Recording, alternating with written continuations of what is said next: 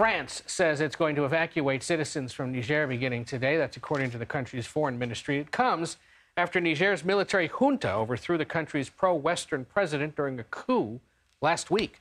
The junta has been escalating its anti-French rhetoric after accusing Paris of planning to try and free Niger's president.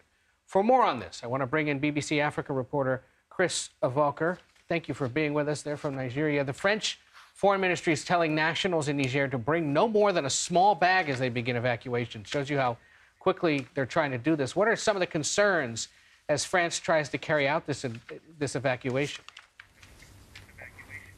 Well, we've seen some form of anti-French, anti-Western sentiments being expressed by some people who had demonstrated. They had attacked French embassy on Sunday, and they burned French flags. They chanted down to France and up Russia and things like that. And with this kind of sentiment, the French authorities think that it's important at this stage to try to get some of their nationals who are willing to leave out of the country, out of harm's way, because it's said that security of its nationals is a top priority.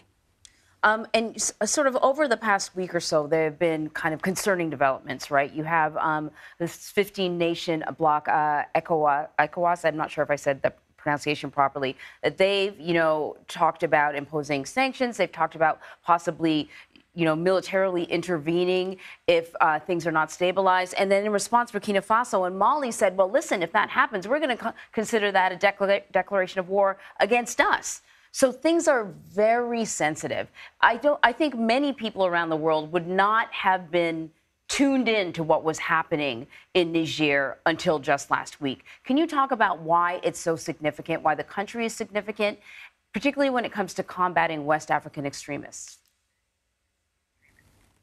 Well, Niger is the only Western ally in the Sahel region that is being used as a base to fight Islamist insurgency in the Sahel.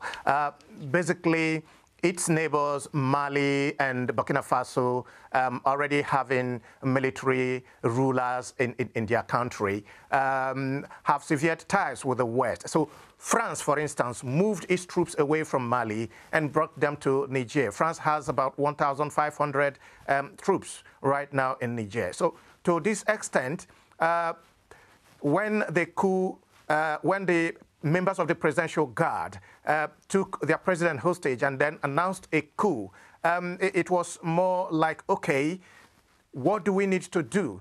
France suspended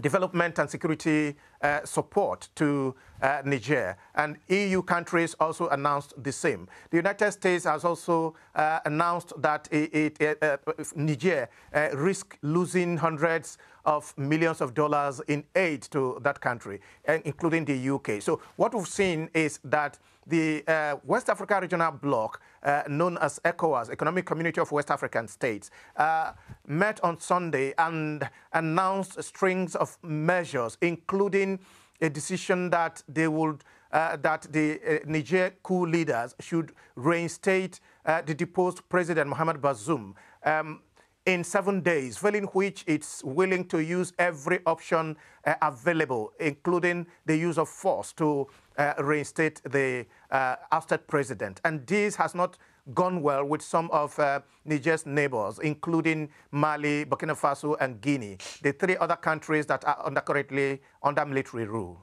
And real quick, Chris, some protesters in these crowds have been seen waving Russian flags.